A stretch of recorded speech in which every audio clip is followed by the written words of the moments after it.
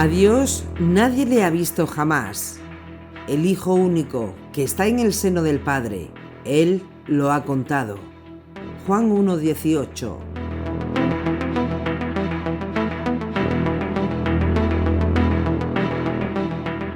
¿Es posible comenzar por lo desconocido?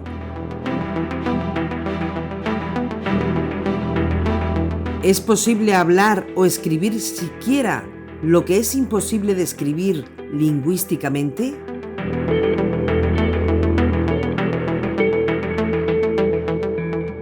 La verdad es que todos los intentos por describir a Dios, al Padre, por parte de la humanidad, terminan en fracasos. ¿Cómo describir a un Dios que nadie ha visto jamás, el cual es indescriptible e infinito? ¿Cómo reducir en palabras lo que es indescriptible? ¿Es eso posible? ¿Cómo describir al Eterno? ¿Cómo podemos conectarnos con el Eterno si antes no conocemos quién es Él? In the ways of the weak, the time's been bleak, I know. You're the fight, the cream, the strength in me, I know.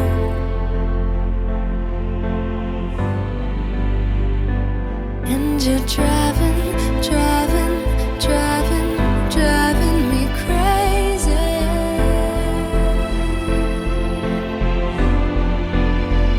You keep on running and running and running and running lately.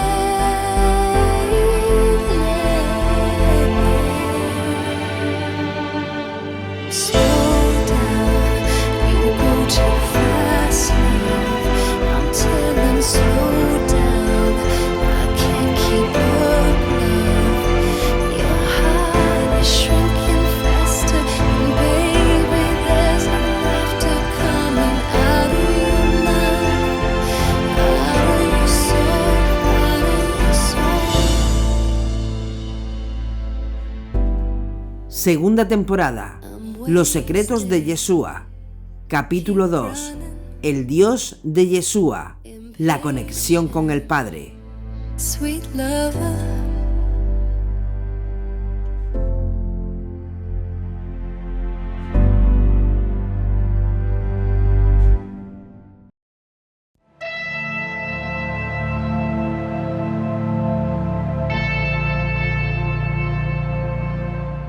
Los intentos de describir al Dios infinito, el Padre o el Anciano de Días son posibles, siempre y cuando se sea consciente de que en sí mismo es un intento y que jamás lograremos una comprensión completa de la infinitud de Dios.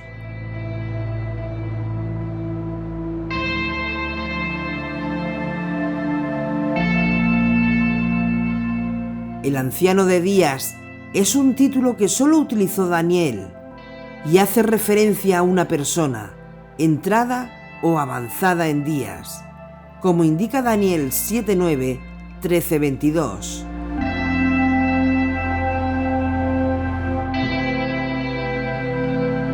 Su existencia, dado que es el Rey de la eternidad, se extiende indefinidamente, tanto hacia el pasado como hacia el futuro.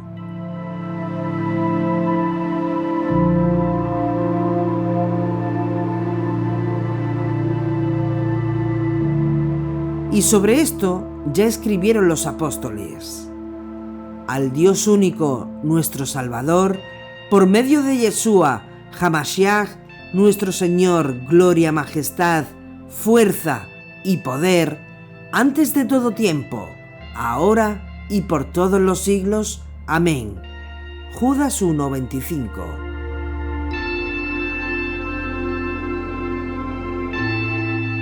Al Rey de los siglos, al Dios inmortal, invisible y único, honor y gloria por los siglos de los siglos. Amén. Primera de Timoteo 1:17. Que Dios sea eterno, es decir, infinito, nos garantiza que su sabiduría es ilimitada.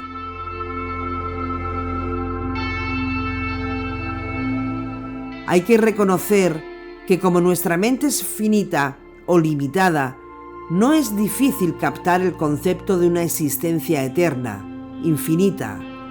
Pero, ¿sería lógico esperar que pudiéramos conocer plenamente al Dios que posee tan extraordinaria sabiduría?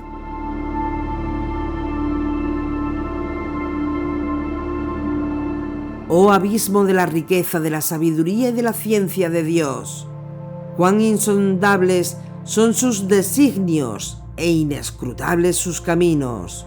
En efecto, ¿quién conoció el pensamiento del Señor? ¿O quién fue su consejero? ¿O quién le dio primero que tenga derecho a la recompensa? Romanos 11, 33-34. Las cosas secretas pertenecen a Adonai nuestro Dios, pero las cosas reveladas nos atañen a nosotros y a nuestros hijos para siempre, a fin de que pongamos en práctica todas las palabras de esta ley. Deuteronomio 29-28. Si partimos de la base de que la eternidad, lo que no puede ser medido por el tiempo y lo que no tiene ni principio ni fin, es la máxima ocultación posible de Dios, es imposible desde nuestra finitud estructural llegar a una revelación total y absoluta de Dios. ¿Por qué? Porque entonces seríamos Dios mismo, y esto es algo imposible.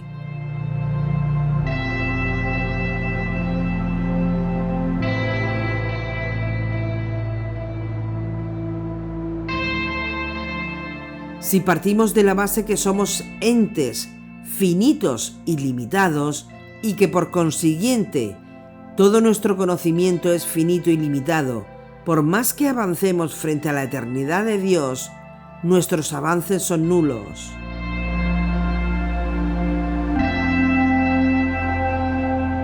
Todos los intentos que realizamos para comprender a Dios son aquellos que se derivan desde la eternidad hacia sus manifestaciones, es decir, lo que Él nos revela, y que cada vez que ascendemos hacia Él desde sus manifestaciones hacia la eternidad, siempre encontraremos un grado mayor de manifestaciones, pero nunca llegaremos a la esencia de la eternidad.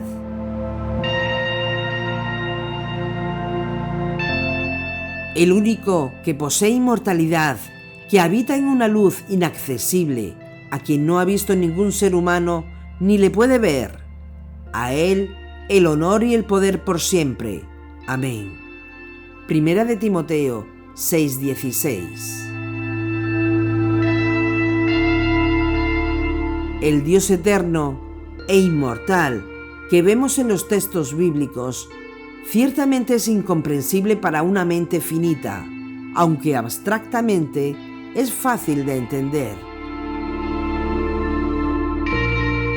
Podemos hacer un ejercicio de imaginar la infinitud, pero al mismo tiempo no podemos negar que la Torá también nos presenta un Dios antropomórfico, es decir, con forma.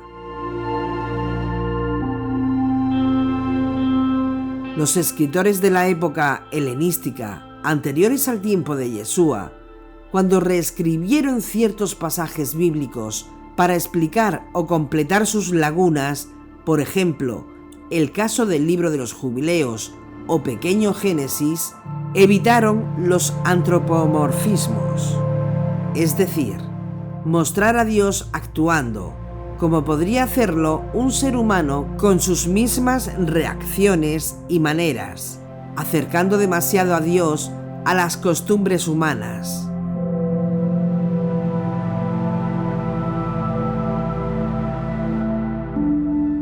El antiguo modo de hablar que presentaba a Dios con rasgos de varón, sobre todo, y acentuaba ciertas pasiones de su esencia como el amor o el odio, o su aparición en persona sobre la tierra, su comportamiento como un ser humano que habla, está de pie, pasea, etc., suscitó después del exilio en época helenística un cierto escándalo. Por tanto, estos antropomorfismos fueron sencillamente eliminados en las nuevas versiones del texto. Y tendremos que volver a esto en un próximo capítulo para tener todas las piezas en la mesa de estudio.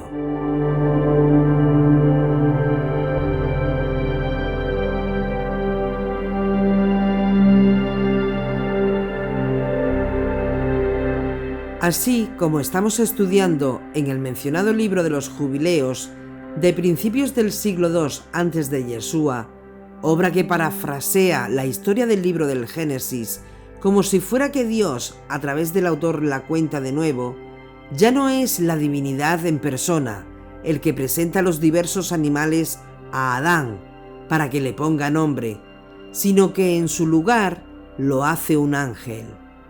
Y en otros pasajes, Dios no se pasea ya por el Gan Edén, ni tampoco es dibujado como arrepintiéndose de haber creado a los hombres.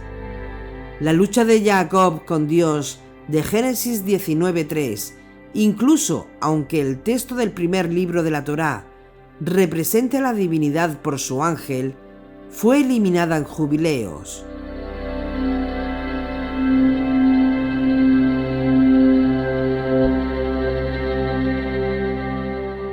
La teología del judaísmo alejandrino, con Filón de Alejandría, junto con el libro de la sabiduría, la carta de Aristeas, los fragmentos de Aristóbulo, se encomendó como una de sus tareas principales, eliminar de su exposición del Tanaj todos estos antropomorfismos. Y lo hizo con un método de interpretación que ya hemos comentado de pasada en otra serie, por medio de la alegoría, es decir, ofreciendo una interpretación espiritual de la letra de la ley y de su imagen de Dios.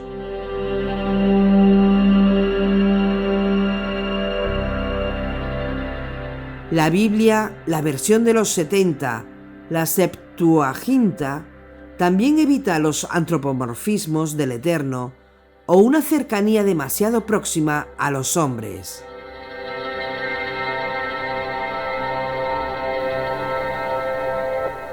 En el Tanaj observamos con toda claridad el uso correcto de los antropomorfismos sin alterar la suma trascendencia de Dios.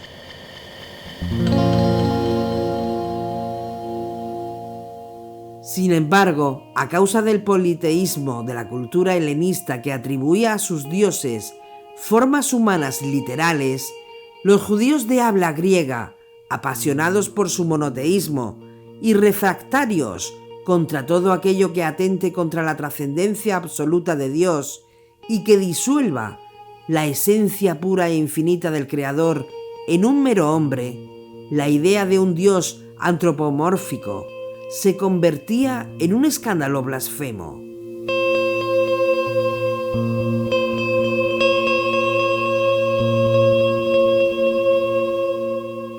A causa de esto, los judíos helenistas responsables de la traducción de la Septuaginta suavizaron el significado de los vocablos hebreos en algunos pasajes. De este modo, los antropomorfismos fueron un problema más teológico que lingüístico para los judíos de cultura griega.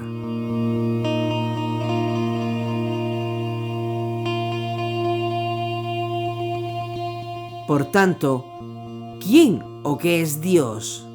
Porque tampoco podemos negar el peshat, la literalidad del texto bíblico.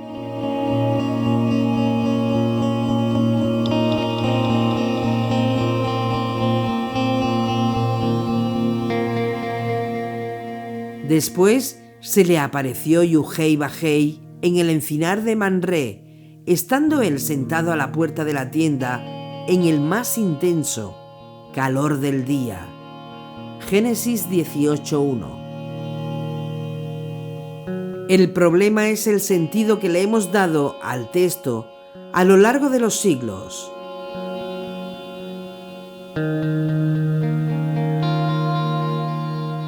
Los místicos judíos llegaron a la idea de que la prohibición de hacerse imagen del Dios de Israel fue para comprender la infinitud de Dios eterno e infinito. Y debido a esto, los antropomorfismos de Dios fueron considerados simbólicos, cuando pueden ser considerados reales en relación con el carro de fuego, la Merkabá. Por tanto, todos los intentos que realizamos para comprender a Dios son aquellos que se derivan desde la eternidad hacia sus manifestaciones.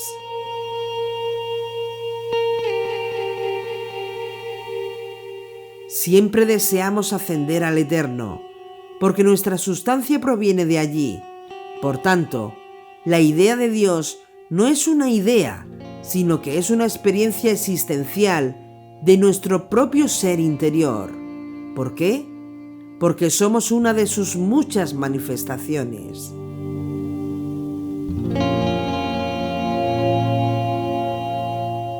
Y ninguna manifestación del Eterno se encuentra desvinculada de su esencia. Es decir, todo lo creado depende de su existencia, pero Él no deriva su existencia de nada de lo manifestado o creado.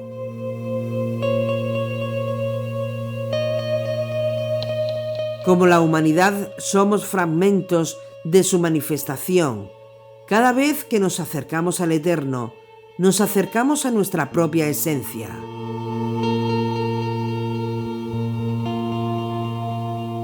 Por lo tanto, todo ascenso al exterior divino genera un descenso en nuestra interioridad, ya que nuestra esencia interior está conectada con la luz exterior del Eterno. Porque nosotros somos fragmentos de la luz del Eterno dentro de la existencia material.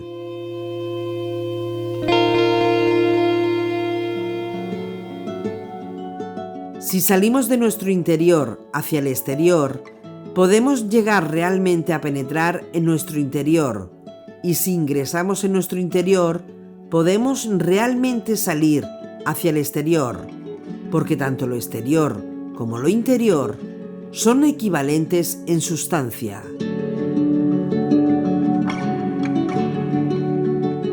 Mientras más ascendemos, más descendemos a nuestra interioridad, y mientras más descendemos, más ascendemos. Y esforzarse para ascender, a pesar de saber que nunca llegaremos a la infinitud del Eterno, es uno de los secretos más grandes jamás revelado.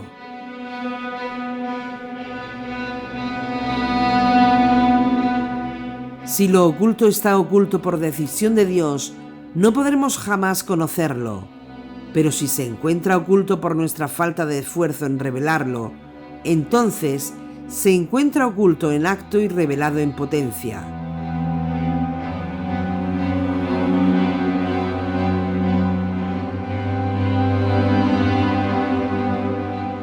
Nosotros mismos somos revelaciones de Dios, ya que todas las manifestaciones son revelaciones, por lo que dentro de nuestro interior existe la posibilidad de encontrar el fragmento divino que poseemos. El elemento sustancial del Eterno dentro de nuestro interior se encuentra oculto para nosotros, y este ocultamiento se produce con el objetivo de continuar con cierta conciencia de fragmentación dentro de esta existencia material. Pero si descubrimos la sustancia del Eterno dentro de nuestra interioridad, entonces automáticamente podremos revelar la parte más oculta que existe dentro de nosotros mismos. Y será entonces cuando la verdadera energía de nuestro ser será capaz de manifestarse.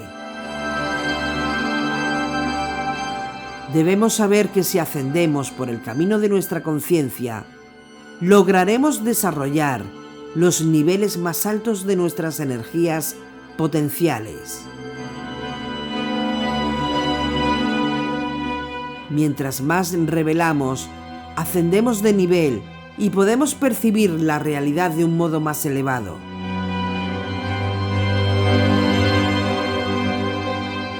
Aunque la realidad material parece ser la misma en verdad, el cambio de nuestra perspectiva es la condición para vislumbrar la realidad a través de la comprensión de las energías que no vemos.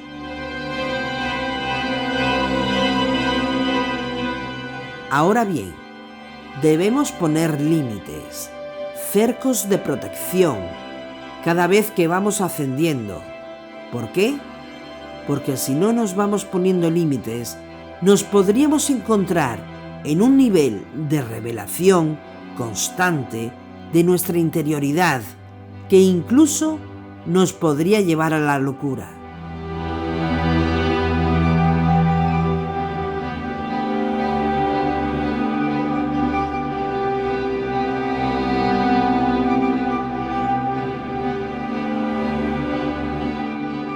Todo lo oculto, en hebreo, lo nistar, no tiene la misma categoría.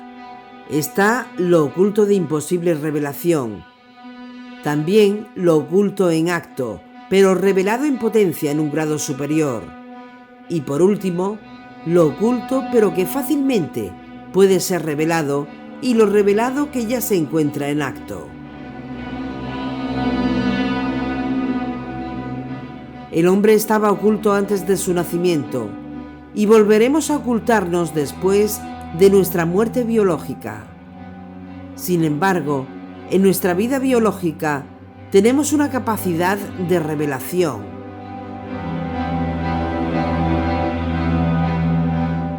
También tenemos una capacidad diferente de revelación fuera de la estructura biológica, en campos energéticos diferentes de la existencia física.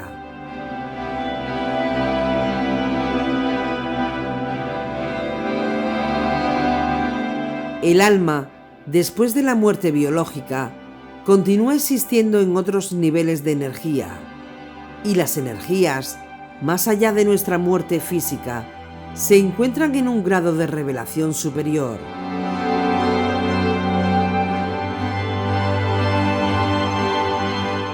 Todo lo que revelamos alguna vez estuvo oculto, pero estaba revelado en potencia, y nosotros, con nuestros esfuerzos, lo transformamos en revelado. Existen técnicas de revelación importantes como las que usaba Yeshua, y una de las técnicas de revelación consiste en comprender el asunto en su totalidad, rompiendo la secuencia temporal y comprender el pasado, el presente y el futuro como una totalidad estructural, porque el mal ataca las partes débiles de nuestras existencias temporales. Por lo tanto, las cosas ocultas son para Dios, Deuteronomio 29:29, pero exclusivamente solo aquellas que Dios ha decidido mantener ocultas eternamente. En realidad, es la misma infinitud de la eternidad lo que se mantiene oculto en esencia. Todo aquello susceptible de ser revelado se encuentra en el campo de la finitud. Por tanto, las cosas que Dios ha decidido que se mantengan eternamente ocultas son imposibles de conocer.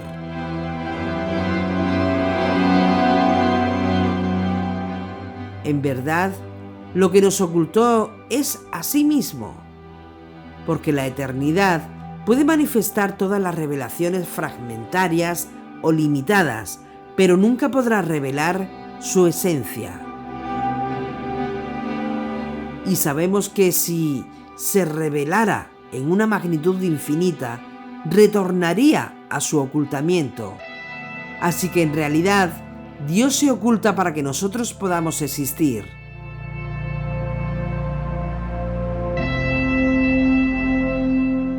En la eternidad no existe lo oculto, ya que todo es susceptible de ser revelado.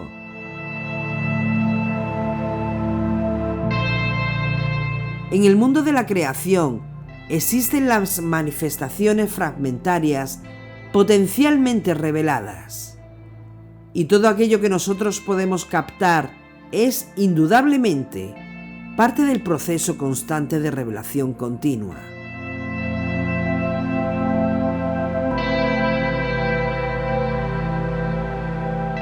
El ocultamiento es la condición que permite que la existencia se pueda revelar. No hay revelación posible sin un grado de ocultamiento, porque una revelación completa representa un ocultamiento absoluto. Toda revelación debe ser parcial y todo ocultamiento parcial, pero no puede faltar el ocultamiento para que se produzca una revelación.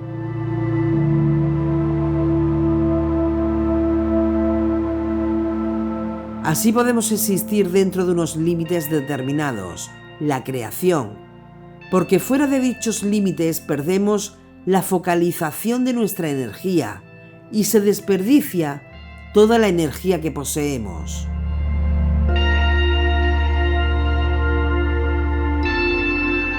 Nuestra esencia es la luz derivada de la eternidad, pero nuestra condición de existencia se puede desarrollar dentro de la parcial oscuridad del vacío. Ahora bien, el vacío, producido por la segunda contracción o separación, se reproduce en nuestra interioridad, de modo que nosotros mismos tenemos dentro un vacío que debemos llenar.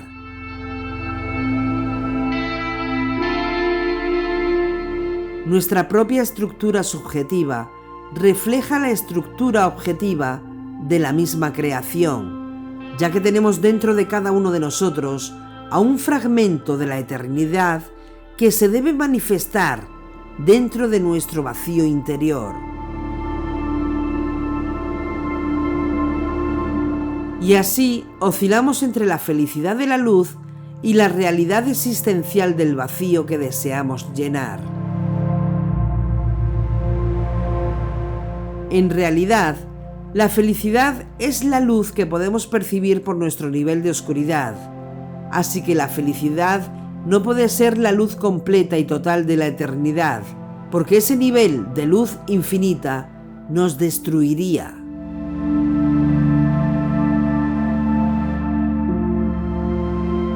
Y añadió: pero mi rostro no podrás verlo, porque no puede verme el hombre y seguir viviendo. Éxodo 33:20.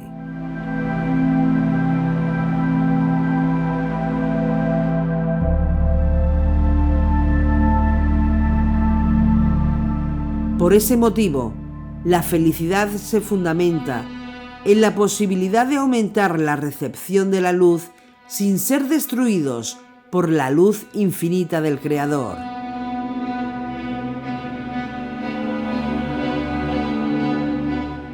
Ese vacío que intentamos llenar cumple dos funciones fundamentales. Por una parte, nos hace existir y por la otra, nos lleva a la felicidad de mantener un deseo insatisfecho.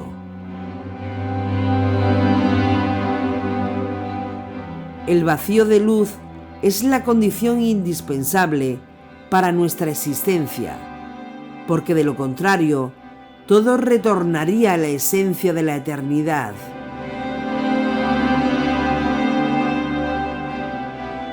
Todo lo oculto en el mundo de la creación constituye una revelación en potencia.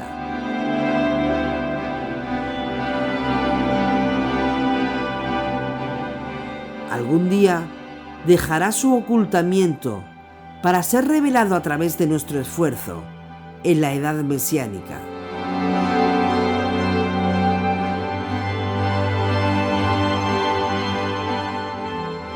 El sentido de nuestra existencia es lograr transformar todo aquello que se encuentra oculto, susceptible de ser revelado, en una revelación en acto.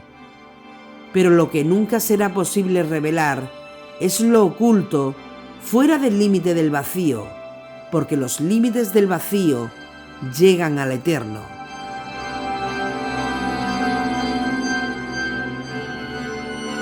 Dios creó toda la creación, por tanto, nosotros estábamos potencialmente revelados, pero ocultos.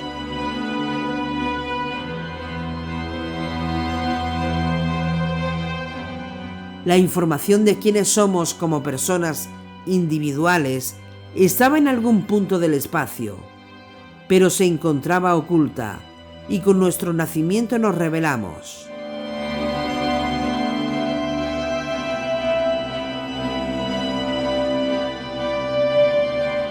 Nosotros mismos somos una revelación de Dios, pero en un nivel de Sod, secreto, tan elevado, que somos secreto para nosotros mismos, ya que somos fragmentos que ocultamos mucha más información de la que somos conscientes.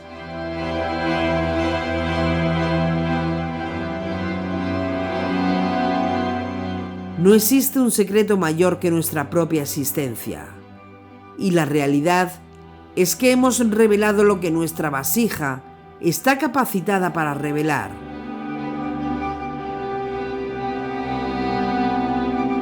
En el mundo por venir, revelaremos partes de nuestra interioridad en un grado mayor que el revelado hasta ahora, porque en el futuro potenciaremos la fuerza de la capacidad de recepción de la vasija en la que hemos sido construidos.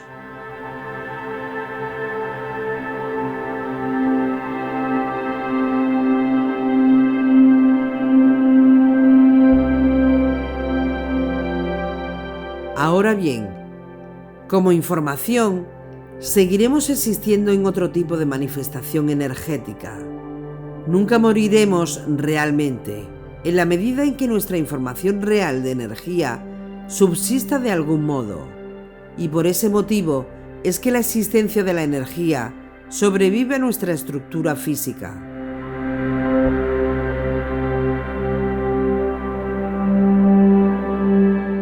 A medida que una persona puede reconocer dentro de sí mismo la sustancia proveniente del Eterno, puede revelar fragmentariamente lo que parecía oculto. Un fragmento, una vasija, una persona, aunque solo revela de acuerdo a su capacidad fragmentaria, es decir, según su limitación, en sustancia revela una parte de la esencia divina dentro de sí mismo. Cada fragmento, por su propia existencia, hace consciente una parte del Eterno.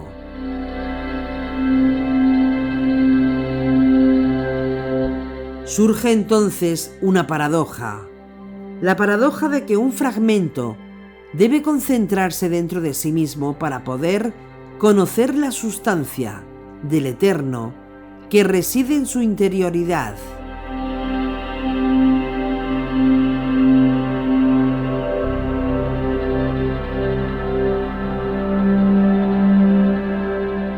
Pero reconociendo que todo otro fragmento también posee un fragmento del Eterno. Es decir, nadie tiene exclusivamente la sustancia del Eterno, sino que cada uno realiza un esfuerzo diferente para captar la esencia del Eterno en su interior.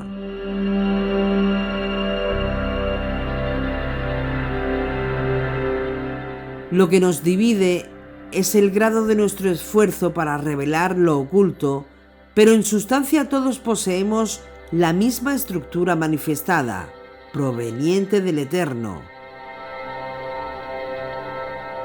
Lo oculto dentro de cada fragmento es la parte de nuestra participación dentro del Eterno.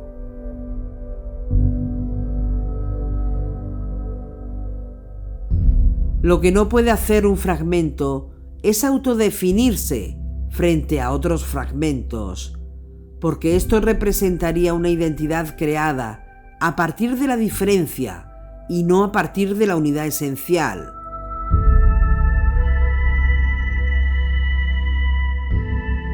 Por ese motivo, cuando el yo de un fragmento se hace cada vez más fuerte, oculta el fragmento interno del Eterno y en vez de revelar, está ocultando la verdadera esencia. Y por esa razón Yeshua vaciaba su yo.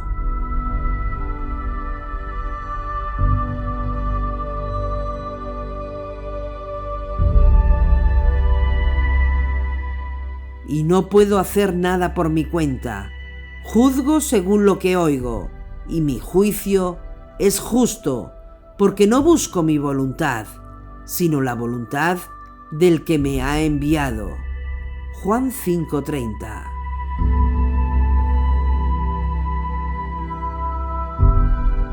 Cada vez que ingresamos dentro de nuestra interioridad, conocemos más lo divino oculto que cada uno de nosotros posee.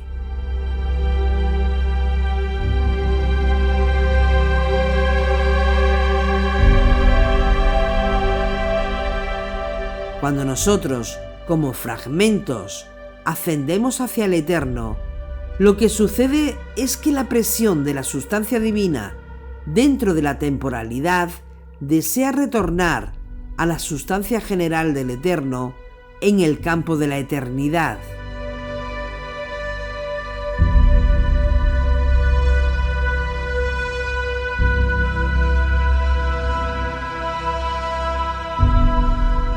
Pero todo esto es al mismo tiempo paradójico, porque es como si para conocernos realmente quisiéramos autodestruir nuestra subjetividad. Porque comprendemos que nuestra identidad fragmentaria es realmente la que oculta nuestra esencia divina.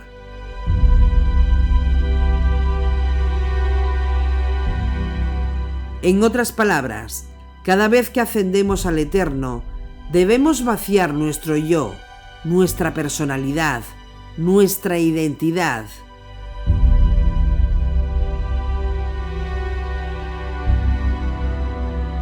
Pero no podemos renunciar a nuestra identidad fragmentaria, porque estamos predeterminados dentro de esta vestimenta. ¿Y por qué hemos sido creados dentro de esta vestimenta? Si logramos responder a este interrogante, podremos comprender cuál es el tipo de manifestación de la eternidad que cada uno de nosotros está llamado a revelar.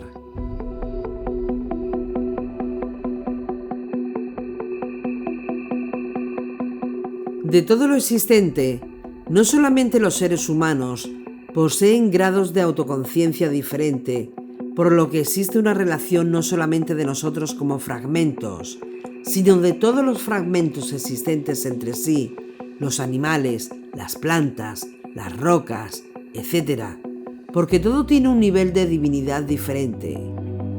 Lo que nos diferencia es el grado de conciencia en el campo de la fragmentación. Cada nivel posee un grado diferente de autoconciencia, pero todo tiene autoconciencia, aunque por nuestro nivel de autoconciencia suponemos que no es así.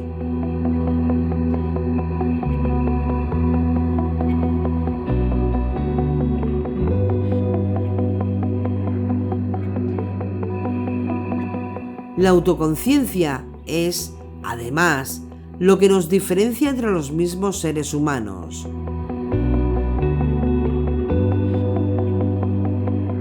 No todos poseemos el mismo nivel de autoconciencia y no siempre tenemos el mismo nivel de autoconciencia personal, porque la dinámica del proceso de crecimiento hace que podamos ascender hacia grados más elevados de autoconciencia.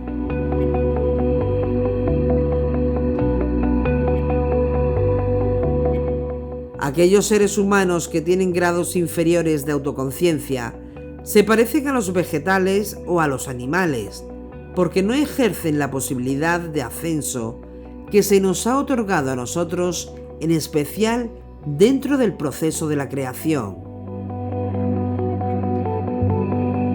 La diferencia en los grados de autoconciencia implica que existe autoconciencia en todos los niveles, pero que son autoconciencias diferentes por su estructura predeterminada.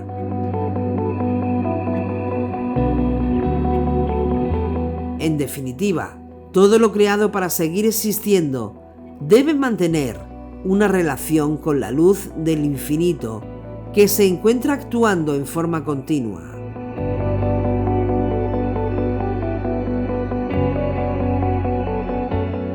Pues todos vosotros sois hijos de la luz e hijos del día. Nosotros no somos de la noche ni de las tinieblas. Primera Tesalonicenses 5:5. Sin embargo, la luz del infinito no se manifiesta con el mismo grado de intensidad. Las diferencias en los grados de intensidad de la energía proveniente de la luz del infinito es lo que marca la diferencia de niveles en las dimensiones manifestadas.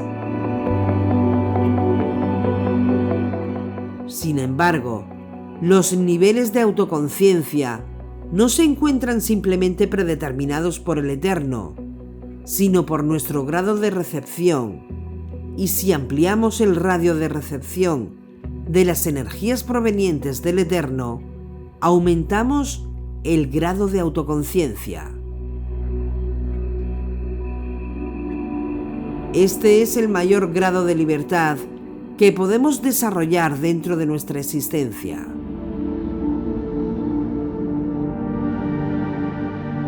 Entonces, por eso dijimos previamente que si Dios se revelara en su totalidad, paradójicamente se volvería a ocultar, porque una revelación total de la eternidad causaría una destrucción de la manifestación de sus fragmentaciones, por lo que Dios mantiene una parte oculta de sí mismo para que sus manifestaciones fragmentarias puedan y podamos sobrevivir en forma más o menos independiente.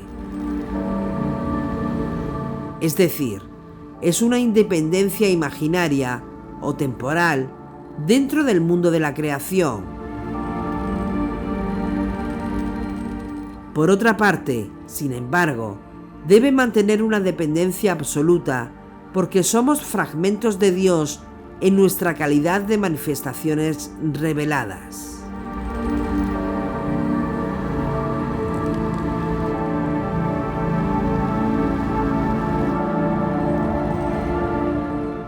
En realidad, la única forma de revelación del Eterno es cuando oculta su esencia infinita para que sus fragmentos finitos, sus manifestaciones, se puedan revelar. Por tanto, no hay revelación sin ocultamiento.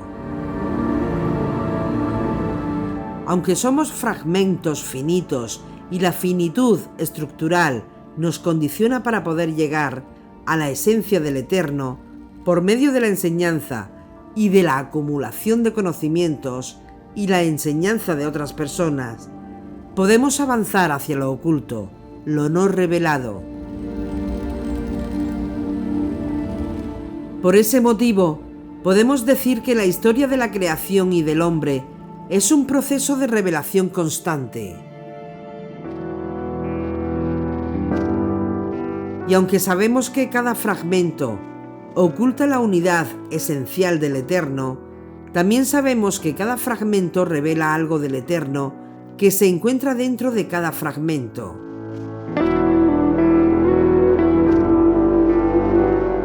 El hombre, a pesar de su finitud, puede acumular conocimientos, generación tras generación, que le permiten avanzar hacia el infinito sin realizar nuevamente todo el trabajo anterior. Esta capacidad de acumulación de elementos finitos permite que el hombre del futuro se beneficie del esfuerzo de los hombres del pasado en una cadena de ascenso hacia el Eterno.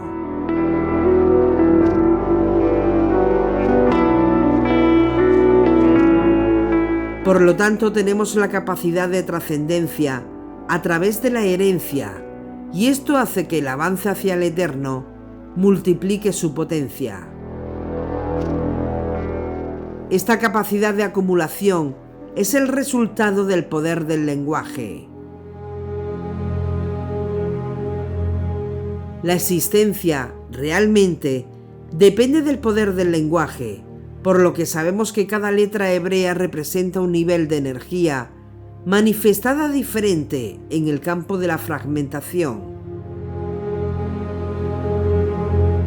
Si logramos poseer este tipo de conciencia de infinito, a pesar de existir dentro de la finitud, podremos destruir todos los límites actuales, porque en realidad encontraremos nuevos límites de un nivel superior.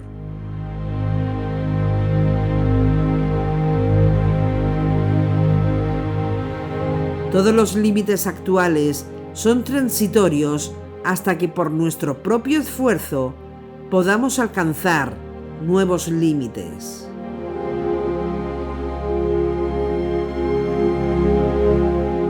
Pues nada hay oculto si no es para que sea manifestado. Nada ha sucedido en secreto, sino para que venga a ser descubierto. Quien tenga oídos para oír, que oiga. Marcos 4, 22-23.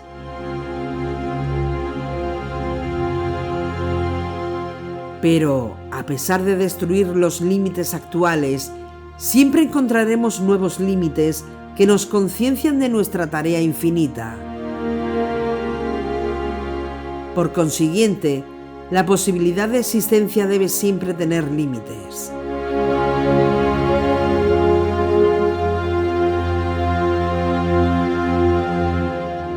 La esencia del Eterno es infinita y por lo tanto ilimitada, y por esa razón no existe un deseo más grande que el de acercarse al Eterno, a Dios, nuestro Creador.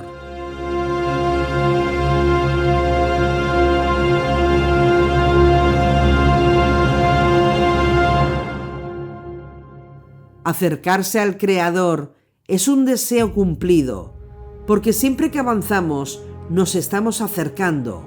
Sin embargo, llegar a su esencia sustancial es imposible, y este es el deseo insatisfecho para toda la eternidad.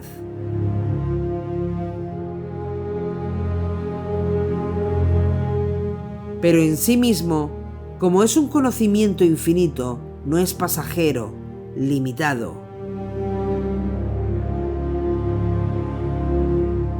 Toda la sabiduría es imposible de comunicar. Por ese motivo, la sabiduría debe organizarse en la inteligencia.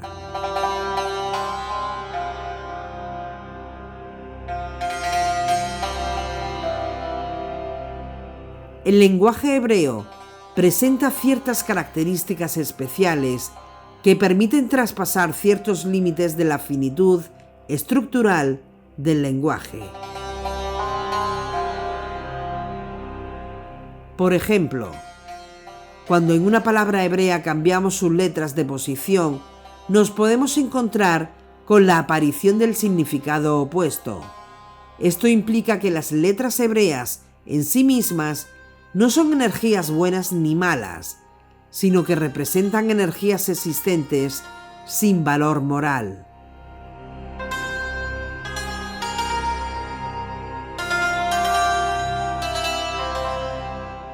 La posición de esas letras en el espacio conceptual de una palabra le otorga un sentido que puede ser positivo o negativo. Por lo tanto, por la rotación de las letras, comprendemos el sentido original de una palabra como una energía determinada independiente de toda valoración. Porque lo que determina el aspecto positivo o negativo de cada palabra es la posición espacial que ocupan sus letras. Dicho en otros términos, el problema del bien y el mal se reduce a un problema físico relacionado con el espacio. Como afirmó el sabio rabí Yosef de Jicatilla, lo malo es lo bueno situado en forma incorrecta, y por lógica y de manera inversa, lo bueno es lo malo situado en forma correcta.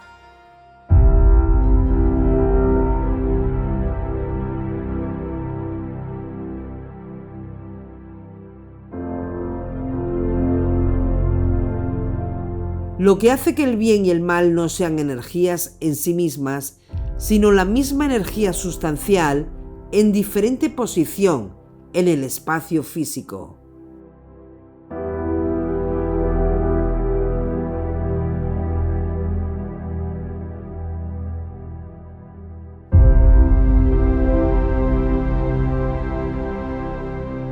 Por ese motivo, el bien y el mal, como consecuencia del espacio físico limitado, son característicos de nuestra estructura espacial.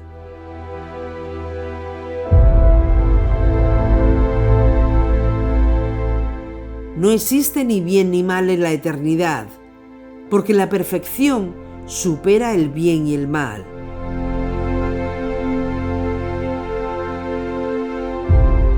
Lo que nosotros llamamos bien en la perfección del eterno no es el tipo de bien de nuestra estructura espacial finita.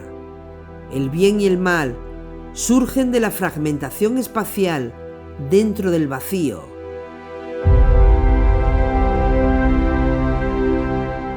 El bien infinito de Dios no pertenece a nuestras categorías finitas del bien, sino a un nivel fuera de la cuantificación de todo nivel posible.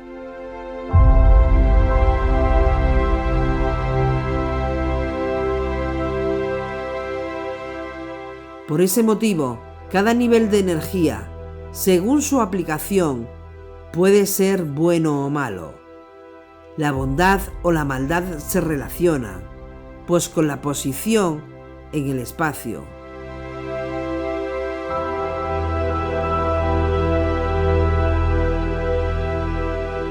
Volviendo al asunto del lenguaje, debo utilizarlo entonces en beneficio de una mayor descripción de las cuestiones, porque el lenguaje debe estar al servicio de la formulación de las ideas, y una idea, aunque no tenga un lenguaje posible de formulación, debe buscar un lenguaje propio, porque el lenguaje es una energía limitada a la estructura de las palabras. El lenguaje es otra herramienta de descripción fragmentaria de la realidad. Tenemos que descubrir todas las posibilidades lingüísticas posibles que nos permitan describir realidades dentro de los más profundos niveles del Sod.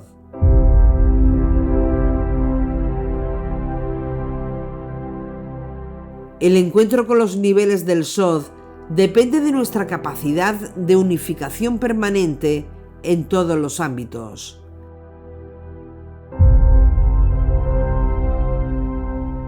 Ser una ejad con el Creador.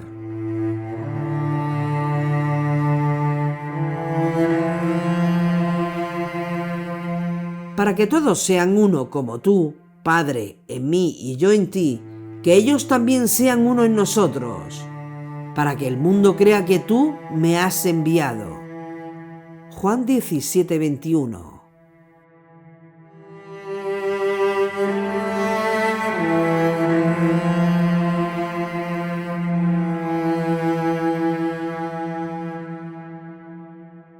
Cuando una persona se afirma dentro de su identidad fragmentaria, es porque se siente amenazado. Sin embargo, quien se siente amenazado es el ego del nivel inferior.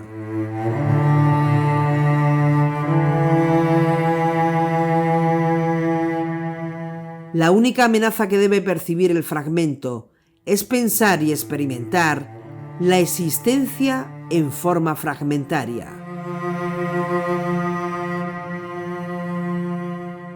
Lo paradójico de toda esta situación es que el Sod, el secreto, cuando es revelado, deja de serlo.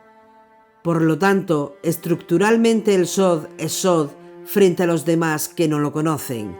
Pero para el profeta, el Sod real es lo que aún se desconoce, pero que tiene la posibilidad de ser revelado.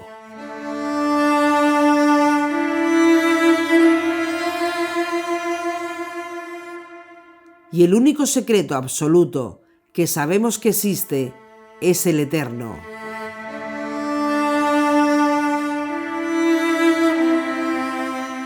Por lo tanto, el Sod mejor guardado es el que nosotros mismos no conocemos. Es el Sod del nivel de la corona.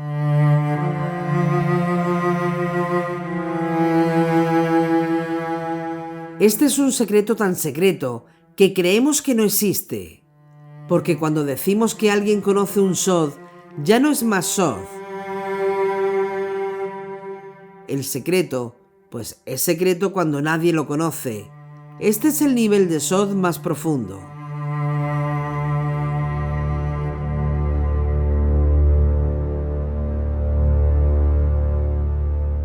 En realidad, el Sod más profundo somos nosotros mismos como fragmentos del Eterno, porque somos fragmentos.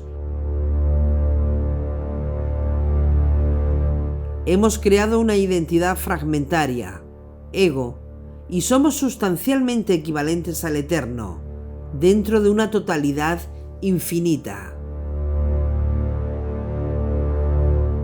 En otros términos, debemos tener sumo cuidado en expresar que conocemos un Sod secreto, porque puede ser Sod para los demás, pero si es revelado para mí, ya no es un Sod esencial. El Sod real de todo el sistema es el eterno creador. Todos los secretos que revelamos se encuentran dentro de las manifestaciones del Eterno, porque siempre tenemos un Sod real que es la esencia del Eterno.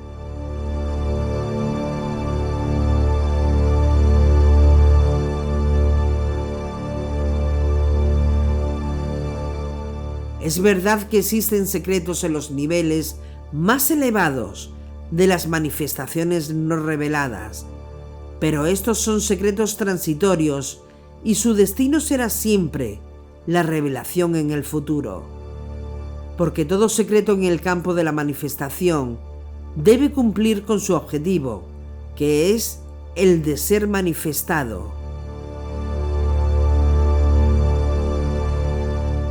Simplemente no se pueden revelar secretos en la medida en que sus receptores sean incapaces de recibirlos. La única opción posible de revelación potencial de los secretos se encuentra en el trabajo de entrenamiento de los receptores, y jamás estaremos completos como fragmentos independientes, sino la interconexión con otros fragmentos de esta realidad material. En este sentido, a diferencia de otras tendencias, el judaísmo obliga a la interacción social como una herramienta central del autoconocimiento.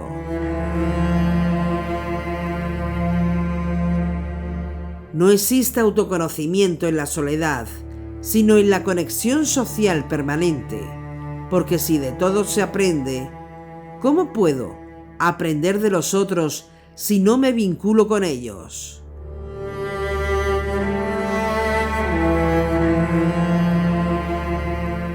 ¿Cómo puedo conocer al Eterno si solamente me conozco a mí mismo? No podemos aislarnos en una cueva o enclaustrarse en un convento o en cualquier sitio para llegar a Dios.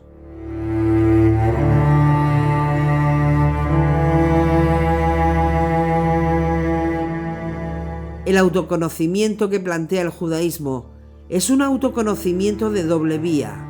Por una parte, un autoconocimiento personal, subjetivo interno, y por otra, un autoconocimiento derivado de la relación social con los otros fragmentos del Eterno contenidos en otras personas.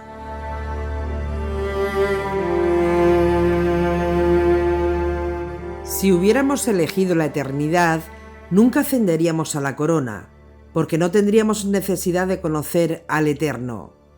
La única forma de caminar desde lo finito hacia lo infinito es a través de nuestra temporalidad, porque la eternidad nos volvería eternamente pasivos.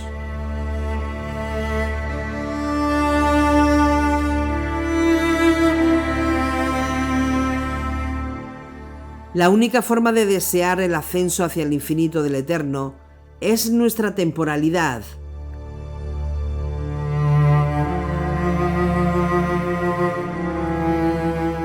Por tanto, menos mal que existe la muerte física para seguir deseando nuestro crecimiento hacia el Eterno, porque si llegáramos a la eternidad material, es posible que viviéramos eternamente en el máximo aburrimiento.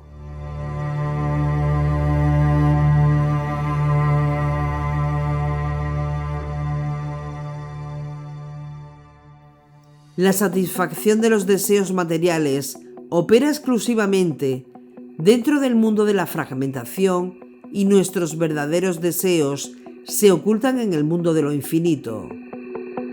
Dichos deseos no se satisfacen con la satisfacción material, sino que son satisfechos por la insatisfacción constante.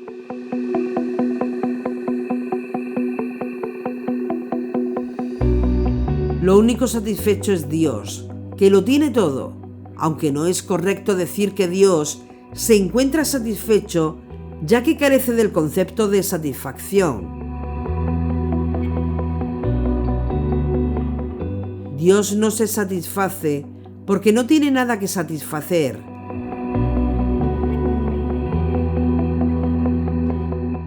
Para que el Eterno tenga un deseo, debe crear el vacío, donde aparece el primer deseo de Dios, el deseo de llenar el vacío. Es decir, cuando se creó el vacío, se creó automáticamente el deseo divino.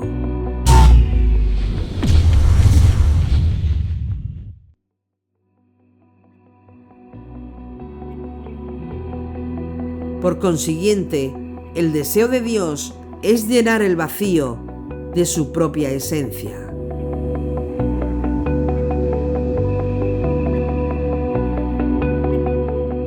Para poder desear, el Eterno tuvo que contraerse en la finitud, porque solo lo finito desea algo que no tiene.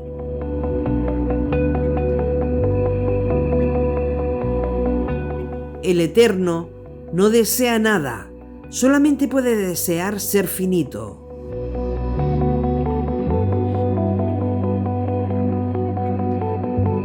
Nosotros, pues, somos instrumentos del Eterno para que el Eterno sienta qué es el deseo.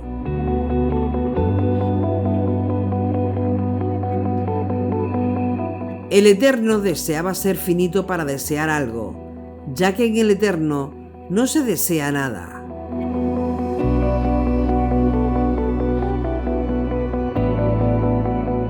La finitud fue el precio que pagó el Eterno para desear algo, porque en el infinito no existe el deseo, solamente el deseo de conocer y experimentar el deseo.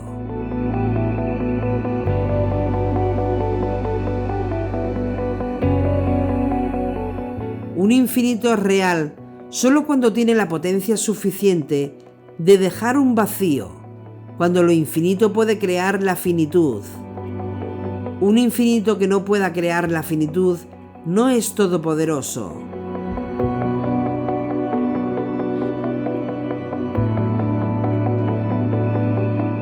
Si el Eterno posee la máxima energía, también puede contraerse y crear la finitud.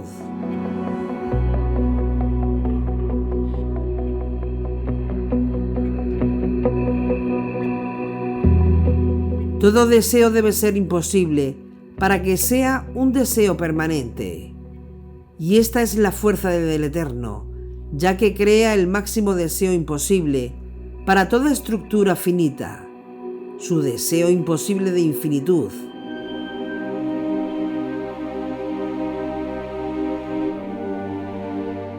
Si bien lo infinito puede contraerse y ser finito, lo finito no puede volver al infinito sin perder su identidad finita y fragmentada.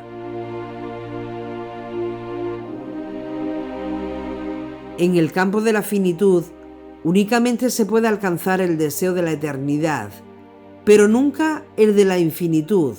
Lo fragmentado en la finitud puede ser eterno, pero no puede ser infinito.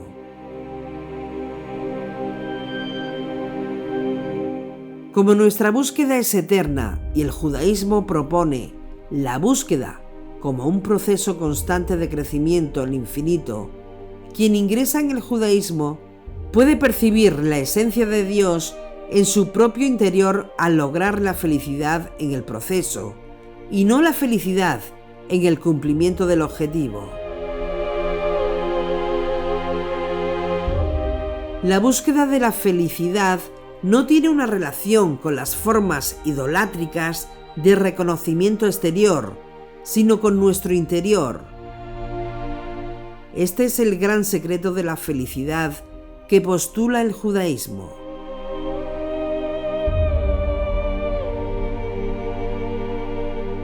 La luz satisface todo lo que cubre. Por lo tanto, todo se encontraba en un estado de plenitud donde no existía la carencia, no faltaba nada, porque no existía el tiempo ni el espacio.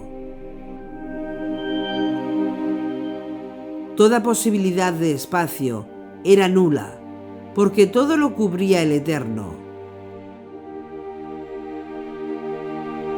No existía la noción de falta, porque nada faltaba. Todo estaba cubierto de luz.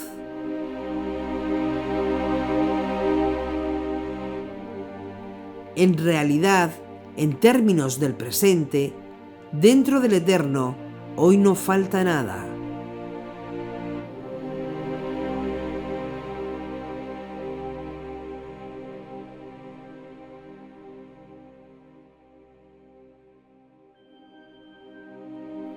¿Para qué el Eterno decidió extraer la luz, Or, de un punto?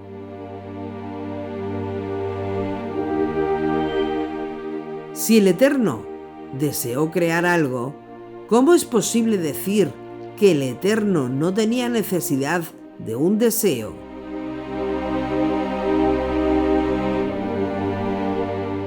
¿Fue posible crear algo sin desearlo?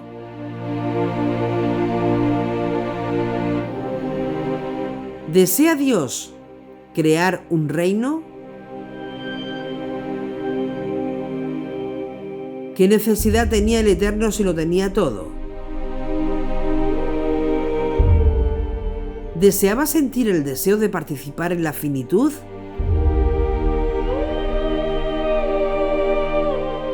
Si obtenía su autorreconocimiento en su propia infinitud, ¿por qué motivo deseaba autorreconocerse en la finitud?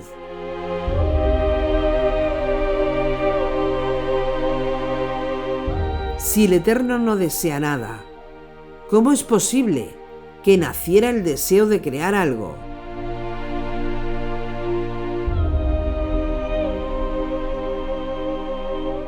¿Cuál fue el motivo por el cual Dios produjo este primer movimiento que dio lugar a la contracción, que a su vez dio lugar al vacío y a la creación?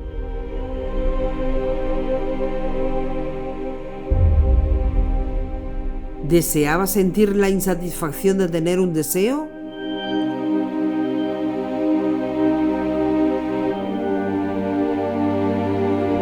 ¿Es el reino de Dios un deseo que debe ser implantado aquí, en esta tierra?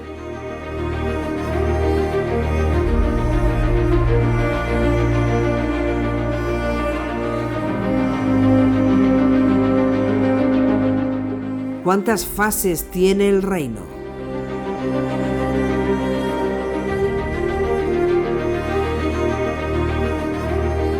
¿Qué pensaba Yeshua?